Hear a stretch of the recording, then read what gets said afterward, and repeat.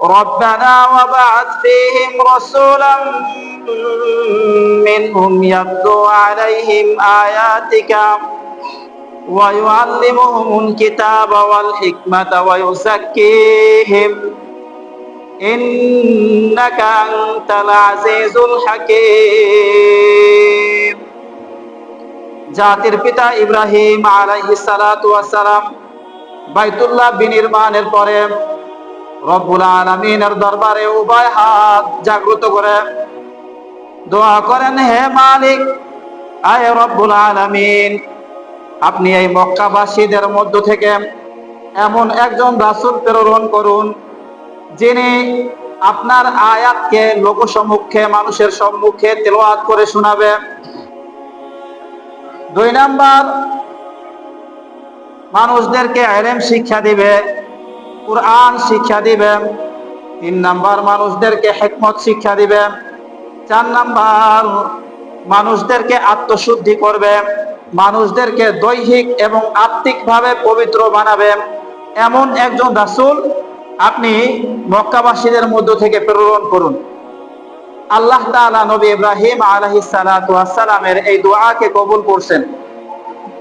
দোয়া কবুল করছেন তো আল্লাহ তাআলা একজন রাসূল মক্কাবাসী থেকে প্রেরণ করছেন, যিনি কুরাইশি হাশিমি, যিনি মক্কি, 12 রবিউল আউয়াল সোমবার দিন যার জন্ম হয়েছে আল্লাহ নবী সাল্লাল্লাহু আলাইহি ওয়াসাল্লাম।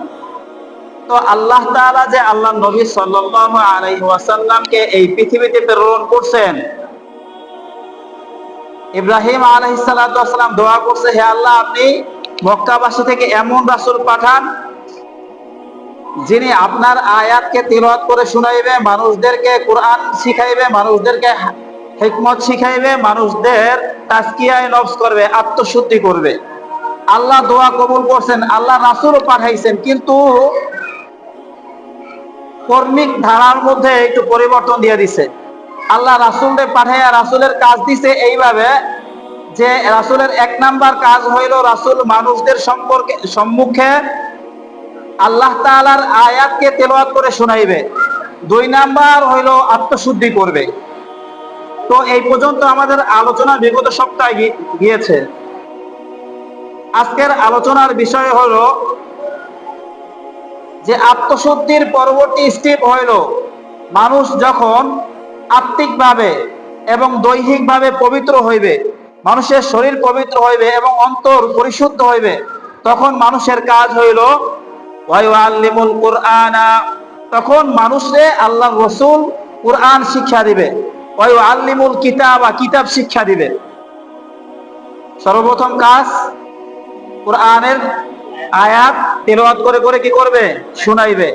এরপরে কি করবে? আত্মশুদ্ধি করবে। এরপর কুরআন শিখাইবে। এখন বিষয়টা হইল, কোন মানুষ আল্লাহ নবী সাল্লাল্লাহু আলাইহি ওয়াসাল্লামের পরিপূর্ণ উম্মত হওয়ার জন্য মৌলিক যেই 4টা বা 5টা শর্ত, তার মধ্যে একটা হইল কুরআনের তেলাওয়াত, কুরআনের পাঠ মানুষের শিখতে হইবে। আফসোসের বিষয় হলেও সত্য, শতকরা 99% মুসল্লি হচ্ছে বিশুদ্ধভাবে কোরআন তেলাওয়াত জানে না। ঠিক কিনা বলেন?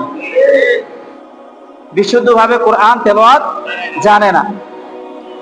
এখন যদি কোরআন তেলাওয়াত বিশুদ্ধভাবে না জানে, তাহলে আল্লাহর রাসূলকে আল্লাহ তাআলা যেই উদ্দেশ্যে পাঠাইছে, যে আল্লাহর রাসূলের মাধ্যমে, আল্লাহর রাসূলের পরে হচ্ছে যাইয়া সাহাবায়ে কেরাম, তাদের পরে হচ্ছে যাইয়া আউলিয়ায়ে কেরাম যারা আছে, এনাদের মাধ্যমে এই স্বাভাবিক মানুষ, সাধারণ মানুষ, আম মানুষ যারা আছে, এরা যে কোরআন শিখবে, এরা যদি কোরআন না শিখে তাহলে এই বিষয়টা তো আদায় হইল না।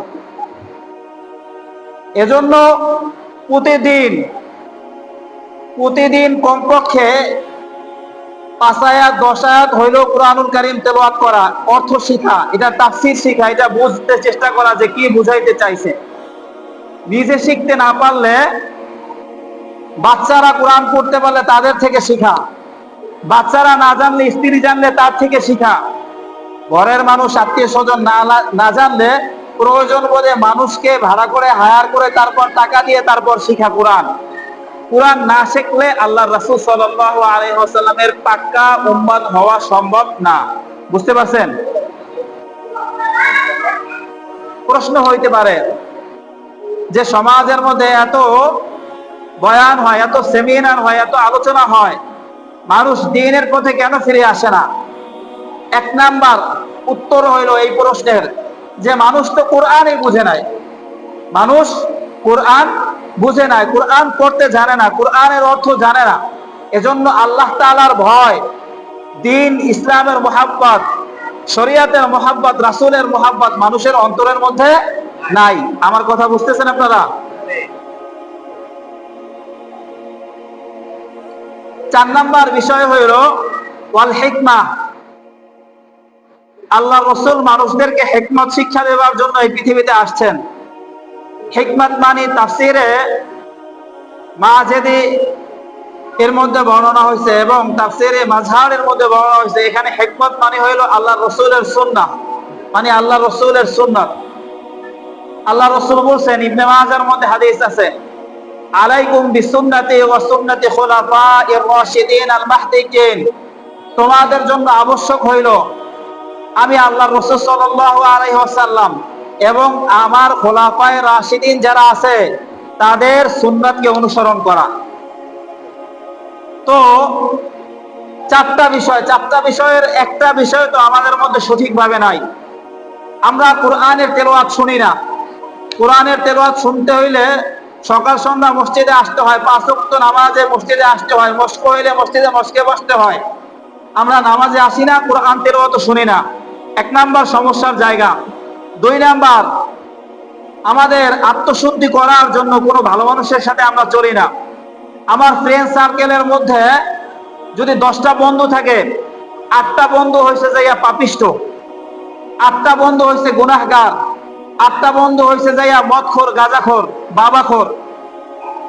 ঠিক কিনা বলেন? 1জন 2জন হাতে গোনা ভালো থাকতে পারে। তো আল্লাহ তো বলছে তাজকিয়ায়ে নফস করতে, আত্মশুদ্ধি করতে, শরীর এবং আত্মা উভয়টাকে পবিত্র রাখতে। এটাও পারলাম না। 3 নাম্বার বিষয় হইল কোরআন শিখা। তো কোরআন শিখার কোন স্থানে বা মজলিসেই তো আমি বসি না। কোরআন শিখার জন্য কারোর কাছে আমি যাই না। আমার একজন ওস্তাদ নির্ধারিত করা নাই যে আমাকে কোরআন শিখাইবে। আফসোসের বিষয় হলেও সত্য, বাঙালি মুসলমানের থেকে বর্তমানে ইউরোপ আমেরিকান যে সমস্ত মুসলিম আছে তারা কোরআন বেশি শিখে। হয়তোবা ওস্তাদের দর্শে গিয়ে শিখে অথবা অনলাইনে শিখে। বাঙালি তো নিজের কাজ কইরাই ফুরসাত পায় না, কোরআন শিখবে তো দূরের কথা। সারাদিন শুধু কাজ আর কাজ আর কাজ। এই পৃথিবীতে একটা বিষয় মনে রাখবেন, আপনি যত কাজ করবেন কাজের সিস্টেম হইল ও আপনাদের দিয়ে তত করাইবে। বুঝতেছেন? আপনি যত কাজ করবেন কাজে আপনাদের তত পরিমাণ কাজ করাইবে আপনারা দিয়া। আপনি যত দুনিয়া চাইবেন, দুনিয়ার মোহ, লোভ, লালসা এটা আরো বাড়তে থাকবে। আপনি 3 বিয়ে করছেন, 4র্থ বিয়ে করার জন্য আপনার মনের মধ্যে আগ্রহ জাগবে, কারণ এটা দুনিয়া। এখানে মানুষ বাঁচে আশায়, মানুষ বাঁচে তার শখে। এখানে শখ মানুষের অনেক বেশি, আশা মানুষের অনেক বেশি। আমার কথা বুঝা যাইতেছে? 4 নাম্বার বিষয় বলা হয়েছিল ওয়াল হিকমা। আল্লাহ রসুলকে এই পৃথিবীতে আল্লাহ পাঠাইছেন হিকমত শিক্ষা দেওয়ার জন্য। তো আমাদের কোরআন শুনি না, তাজকিয়ায়ে নফস করি নাই, কোরআন শিখি নাই, কোরআন পড়তে জানি না, কোরআনের অর্থ জানি না, কোরআনের তাফসীর জানি না। এই 3টা না জানলে 4র্থ যে বিষয় হিকমত, এটা আশা কোশ্চিন কালেও কিনা সম্ভব না। এর পরবর্তীতে দেখেন রব্বুল আলামিন কি বলেন, ওয়া আখারিনা মিনহুম লাম্মা ইয়ালহাকু বিহিম। আল্লাহ তাআলা রাসূলকে আরবের মধ্যে পাঠাইছেন। যে সমস্ত ব্যক্তি এদের সম্মুখে পাঠাইছেন, আল্লাহ বলেন তারা ব্যতীত আরো কিছু মানুষ আসবে, যদিও এখন বর্তমানে তারা তাদের সাথে যুক্ত না, কিন্তু পরবর্তীতে তারা এই উম্মতের অন্তর্ভুক্ত হইবে। এজন্য এই আয়াত থেকে বোঝা যায়, তাফসীরে রূহুল বায়ানের মধ্যে আলোচনা আসছে যে সেই জামানার উম্মতের যেই দাম এই জামানার উম্মতেরও সেই দাম। উম্মত হিসাবে সবাই সেম সেম, সুবহানাল্লাহ বলবেন না? উম্মত হিসাবে সবাই সেম সেম।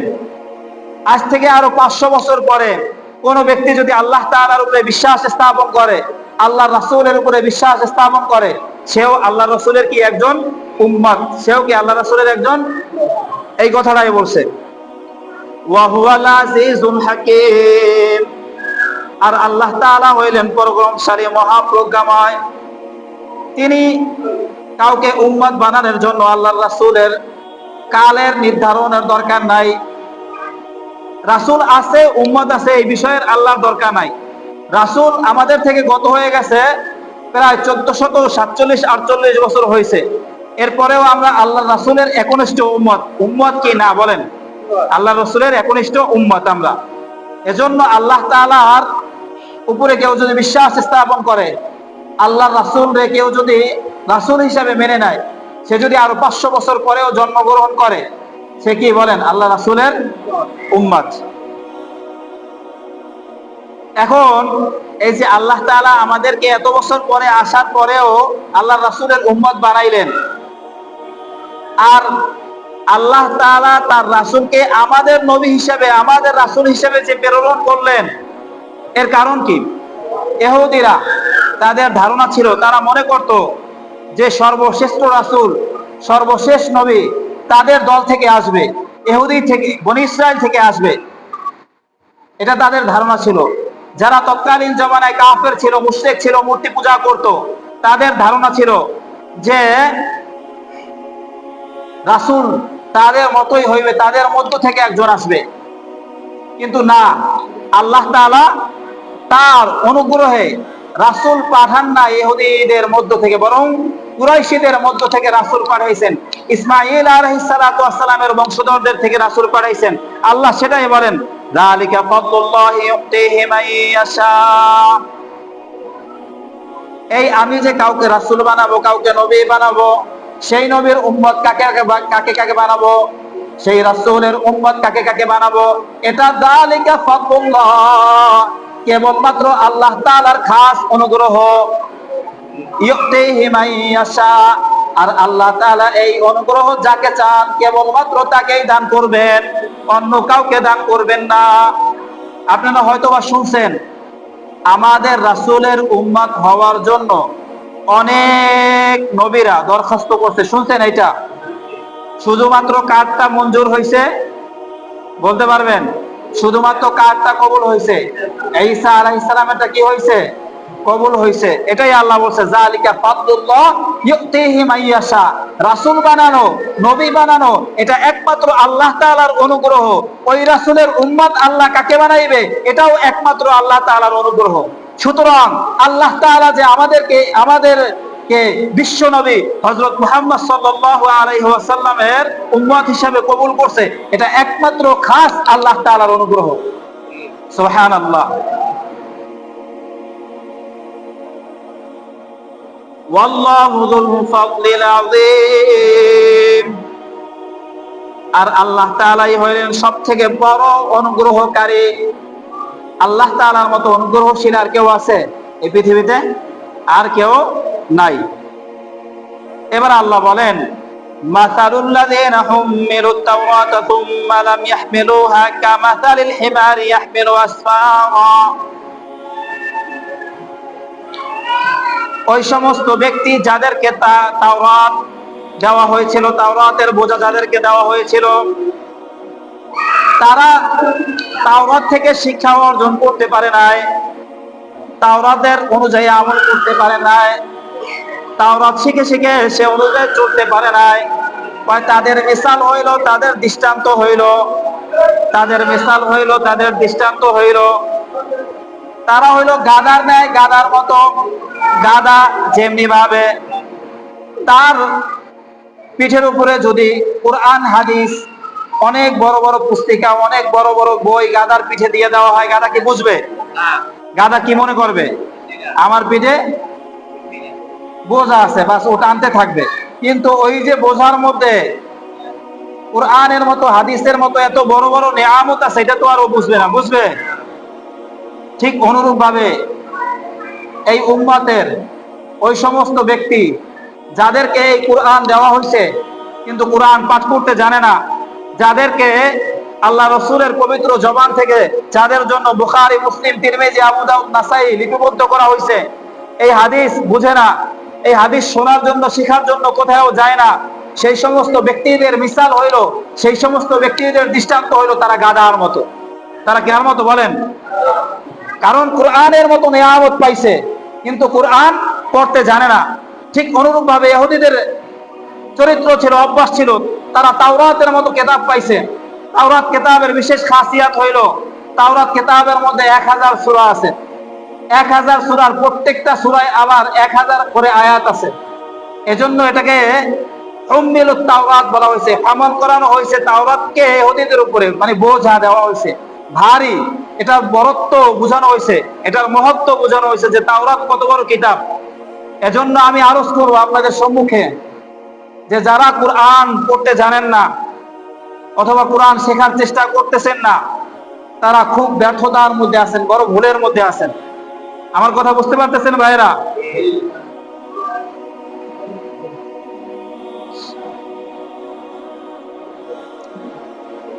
বি'সা মাসালুল কওমিল্লাযীনা কাযযাবু বিআয়াতিল্লাহ।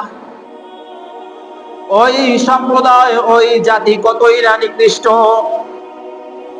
কাযযাবু বিআয়াতিল্লাহি, যারা আল্লাহ তাআলার আয়াতকে অস্বীকার করে, যারা আল্লাহর আয়াতকে, আল্লাহর কোরআনকে, আল্লাহর রাসূলের সুন্নাহকে অস্বীকার করে, তারা হইল কি? নিকৃষ্ট। তারা কে বলেন? নিকৃষ্ট। কে বলছে? আল্লাহ বলছে। ওয়াল্লাহু লা ইয়াহদিল কওমাজ জালিমিন।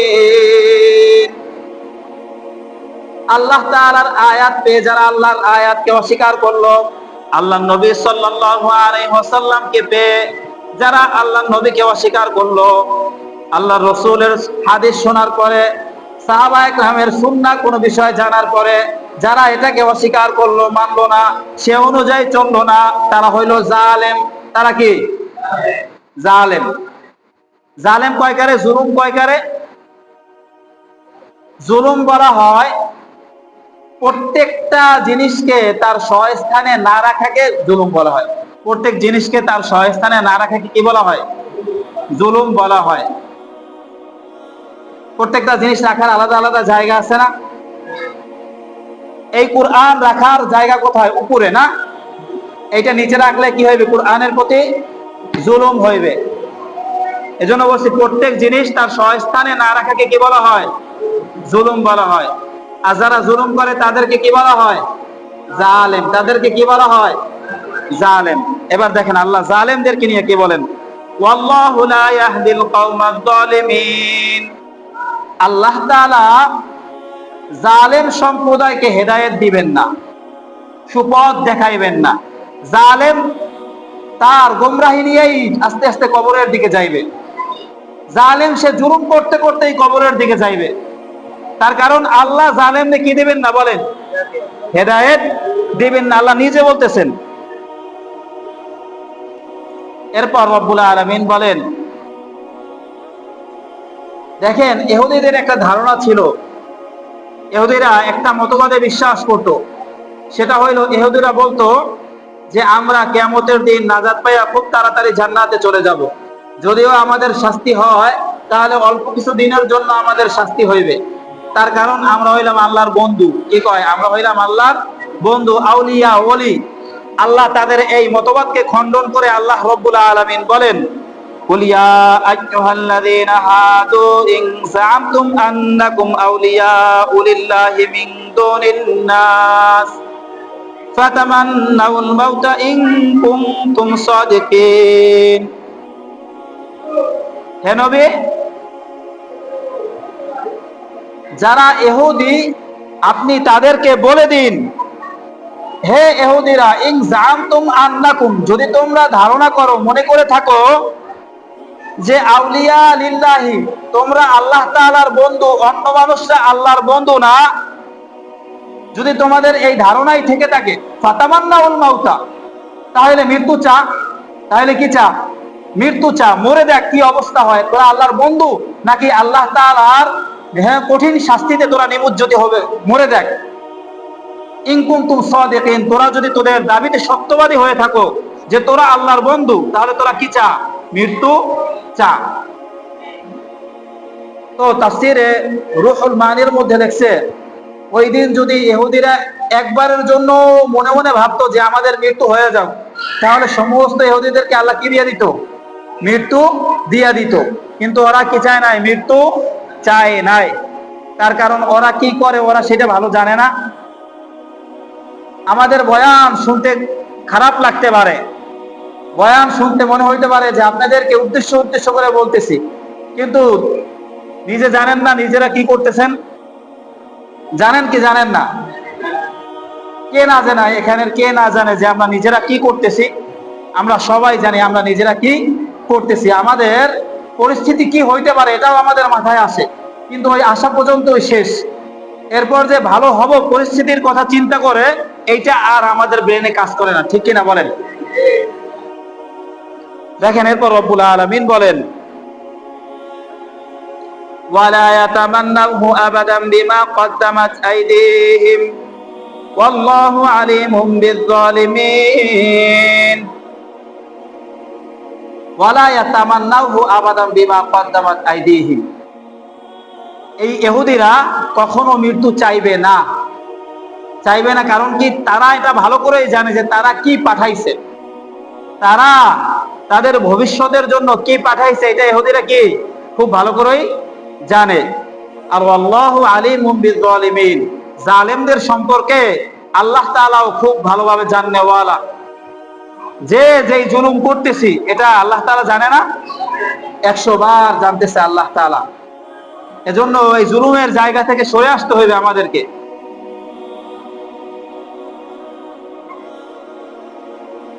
এরপর রব্বুল আলামিন বলেন, কুল ইন্নাল মাউতাল্লাযী তাফিরুনা মিনহু ফাইন্নাহু মুলাকীকুম সুম্মা তুরাদ্দুনা ইলা আলিমিল গায়বি ওয়াশ শাহাদাতি ফায়ুনাব্বিউকুম বিমা কুনতুম তা'মালুন।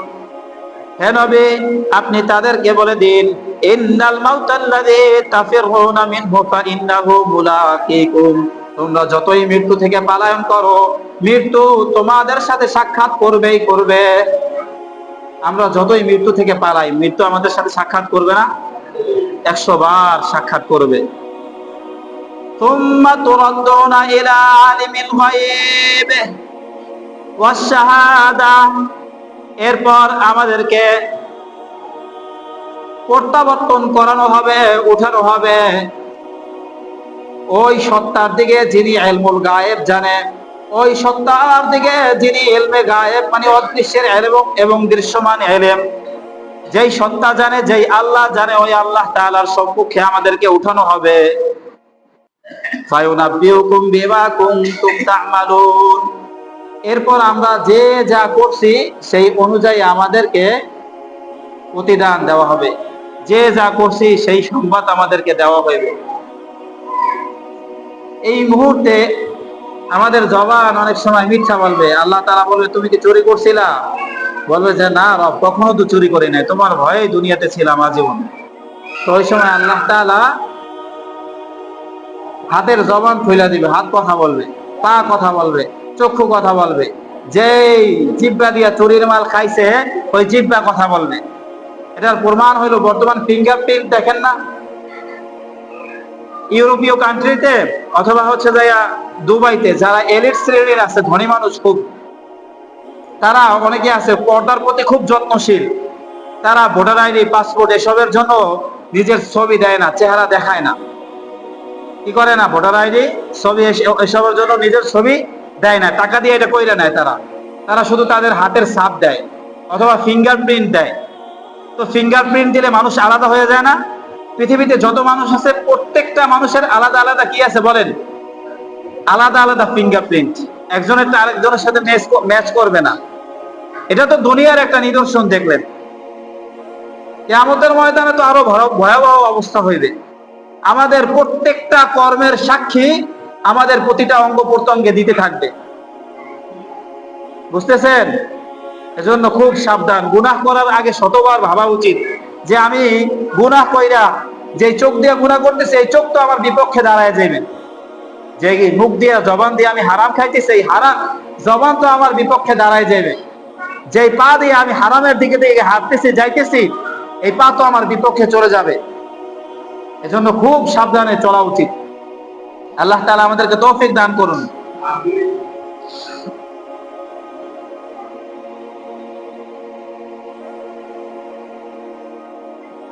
এরপর রব্বুল আলামিন বলেন, ইয়া আইয়ুহাল্লাযীনা আমানু ইযা নুদিয়া লিস-সালাহ মিন ইয়াউমিল জুমআতি ফাসআউ ইলা যিকরিল্লাহ। এতক্ষণ যেই কথাগুলো বলছে আল্লাহ তাআলা, এই কথাগুলা বলার পরে এখন আল্লাহ হঠাৎ এসে ঈমানদারদেরকে ডাক দিছে। আল্লাহ বলতেছে যে এতক্ষণ তো আমি তোমাদেরকে সতর্ক করছি বিভিন্ন বিষয়, জুলুম কইরো না, হ্যাঁ তোমরা যে যা করবা সেটা আমার কাছে পেশ করা হইবে, আমি সেটা আবার তোমাদেরকে আমলনামা ধরাই দিব। এতক্ষণ আল্লাহ তাআলা এইভাবে বলার পরে এখন আল্লাহ বুঝের কথায় আসতেছে। আল্লাহ বলতেছে, ইয়া আইয়ুহাল্লাযীনা আমানু, হে ঈমানদারগণ, তোমরা যারা আমার উপরে ঈমান আনছো, শোনো শোনো, ইযা নুদিয়া লিস-সালাহ, যখন নামাজের জন্য ডাকা হবে, আহ্বান করা হইবে, মি ইয়াউমিল জুমআতি, জুমার দিন যখন তোমাদেরকে নামাজের জন্য আহ্বান করা হবে, ফাসআউ ইলা যিকরিল্লাহ, আল্লাহ তাআলার জিকিরের দিকে, তথা আল্লাহ তাআলার ওয়াজ নসিহত যেখানে হয় সেই দিকে, ফাসআউ, খুব দ্রুত যাও, ওয়াজারুল বাই, আর ব্যবসা বাণিজ্য বেচা কিনা ছাড়ো। আল্লাহ কি বলছে? ব্যবসা বাণিজ্য বেচা কেনা ছাড়ো। আজান হওয়ার সাথে সাথে কোথায় যাও? আল্লাহ তাআলার স্মরণ যেই জায়গায় পাওয়া যাবে, আল্লাহ তাআলার আলোচনা যেই জায়গায় হয়, অন্তত জুমার দিন একদিন খুব তাড়াতাড়ি সেই দিকে চলে যাও। যদি যাও তাড়াতাড়ি, তাহলে কি হবে? যালিকুম খায়রুল লাকুম, এটা তোমাদের জন্য অত্যন্ত কল্যাণকর একটা বিষয়। কি কল্যাণকর তোমাদের জন্য? ইন কুনতুম তা'লামুন, আল্লাহ বলে, যদি তোমরা বুঝতা এটার মধ্যে যে কত কল্যাণ রাখছি, জুমার দিন আগে মসজিদে আসার মধ্যে যে আমি কত কল্যাণ রাখছি, ওয়াজ নসিহত শোনার দিকে যাইতে বলছি, এদিকে গেলে যে কত কল্যাণ আমি রাখছি, এটা যদি বুঝতা। হ্যাঁ, কিন্তু আফসোসের বিষয় হলেও সত্য, মানুষ জুমার নামাজে আসে হচ্ছে খুতবার সময়। কোন সময়? খুতবার সময়। নামাজ আসসালামু আলাইকুম ওয়া রাহমাতুল্লাহ একবার বলতে দেরি ইমাম সাহেব, এই সময় হচ্ছে আইকার বাদে যে উঠবে কখন, আর একবার বলার সাথে সাথে মোবাইলটা লইয়া উঠতে জোতাটা লইয়া দৌড়। মনে হইতেছে যে তারে হচ্ছে যাইয়া ধাওয়াইতেছে শয়তানে। ইবলিস কি করতেছে? ধাওয়াইতেছে। কোথায় যাইতেছে? কল্যাণ হইয়া অকল্যাণের দিকে যাইতেছে। পরবর্তী আলোচনা দেখেন আল্লাহ কি বলেন, ফাইদা কুদিয়াতিস সালাত, আর যখন নামাজ আদায় করা শেষ হয়ে যাইবে, ফান্তাশিরু ফিল আরদ, তখন আর বসে থাইকো না। ফান্তাশিরু ফিল আরদ, জমিনে ছড়ায় পড়ো। ঢাকা যাইতে হইলে, কাজ করার জন্য ঢাকা চলে যাও। ইউরোপ যাইতে হইলে ইউরোপ যাও, ইংল্যান্ড যাইতে হইলে ইংল্যান্ড যাও, রেমিটেন্স পার হও বাংলাদেশে যায়া। হ্যাঁ, বিদেশ যাও, সফর করো। ফান্তাশিরু ফিল আরদ, জমিনে ছড়ায় ছিটায় পড়ো। আর ছড়ায় ছিটায় পড়ে করবা কি? ওয়াবতাগু মিন ফাদলিল্লাহ, আই মিন রিজকিল্লাহ, আল্লাহ তাআলা রিজিক তালাশ করো, কামাই করো, উপার্জন করো, পরিবার চালাও। এজন্য যুবক শ্রেণীর যারা আছেন তাদেরকে আমি বলবো, করজোর অনুরোধ ভাই আমার, যদি পড়ালেখা করতেছেন তাহলে পড়েন, খুব পড়েন, প্রত্যেকটা বিষয় খুব ভালো যোগ্যতা অর্জন করেন। হ্যাঁ, বাংলা মিডিয়াম করতেছেন, বাংলায় এতটা যোগ্যতা হাসিল করেন যাতে করে আপনার টিচাররা বাংলার কোনো সমস্যায় অন্য ছাত্রদেরকে, অন্য স্টুডেন্টদেরকে আপনার কাছে পাঠায়। যদি পড়তে ভালো না লাগে তাহলে ছাড়েন পড়া। হ্যাঁ, আসা যাওয়া বাদ দেন, বাবা মার টাকা নষ্ট করা বাদ দেন, পড়া ছাড়েন, কাজ করেন, খুব কাজ করেন, সালাত আদায় করেন, কাজ করেন, পরিবারের যত্ন নেন, বাবা মার যত্ন নেন। ওয়াইদা কুদিয়াতিস সালাত ফান্তাশিরু ফিল আরদ ওয়াবতাগু মিন ফাদলিল্লাহ, এটা আমাদেরকে এইটাই শিক্ষা দেয়।